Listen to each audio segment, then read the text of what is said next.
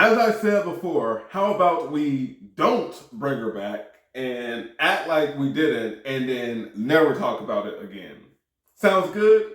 Great.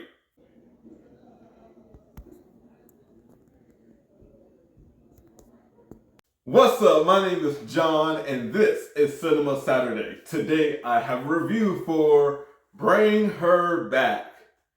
Oh man, this is a new A24 horror flick by the same guys that did Talk to Me. And now Talk to Me came out before I started this channel, but I loved Talk to Me. Quick spoiler, probably for Talk to Me, but that one scene where the brother was smashing his head against the desk, the sounds, the visuals, I will never forget that. I watched that in the theater and I think I was traumatized by that moment.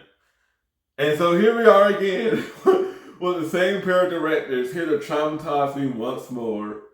This movie follows two siblings, one who is partially blind and another is the older brother who is just looking out for his partially blind younger sister.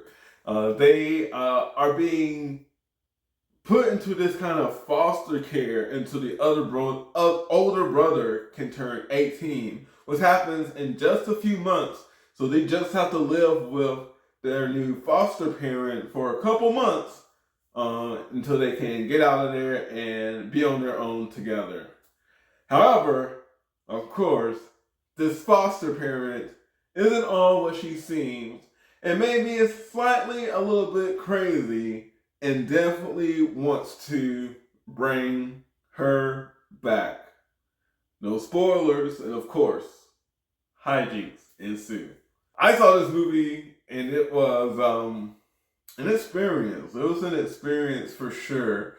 It was really a roller coaster ride, going up hills, learning about things, seeing things happen.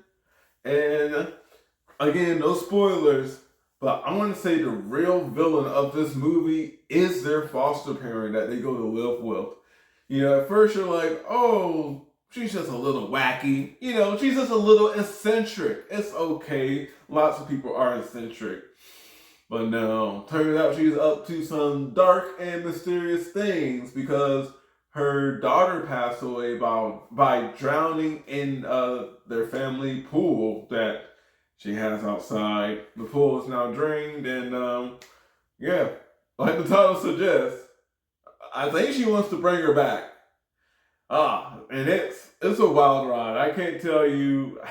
I probably could tell you how wild it is, but I won't. I just want to say it's wild. You gotta believe me. Of course, it's one of those a little bit of a slow burn, but I would say every 10 to 15 minutes we're getting something a little bit wild that happens, something a little eccentric that happens with this movie.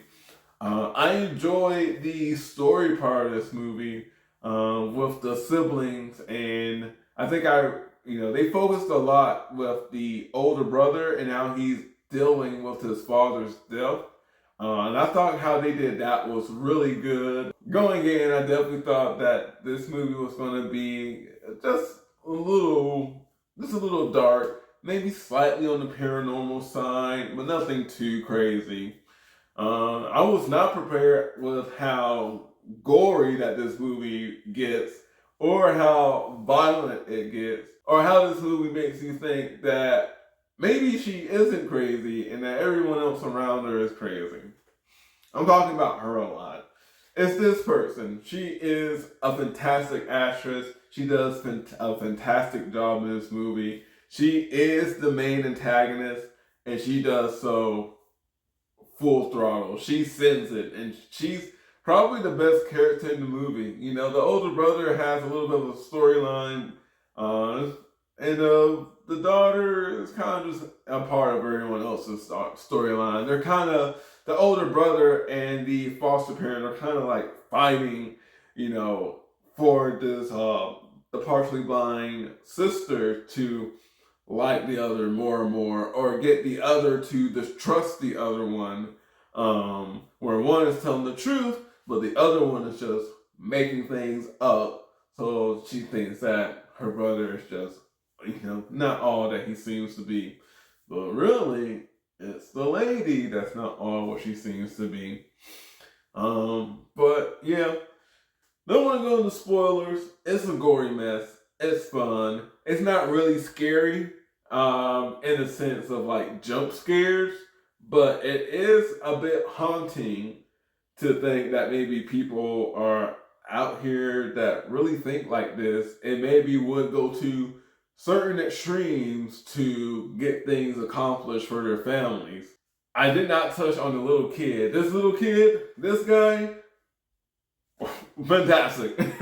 Fantastic, actually. I don't know where they found this kid, but he sold it every single time. I'm like, whoa. And then other things happen and he kind of swishes and I'm like, whoa, again. I'm like, so he's a pretty good actor for what I saw. Or, our pair of directors here are really good. They really know what they wanted, so they were able to direct them in a way that made his performance kind of stand out. So, kudos to him and kudos to our main antagonist girl. Fantastic.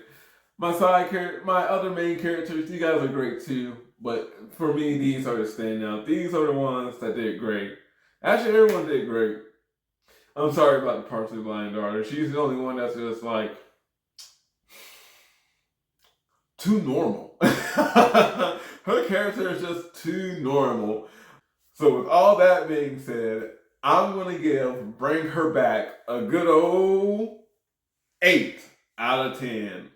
It's a pretty solid movie. I would recommend you go see it. I recommend you see it in the theater. I recommend you see it at home. So watch it with some friends.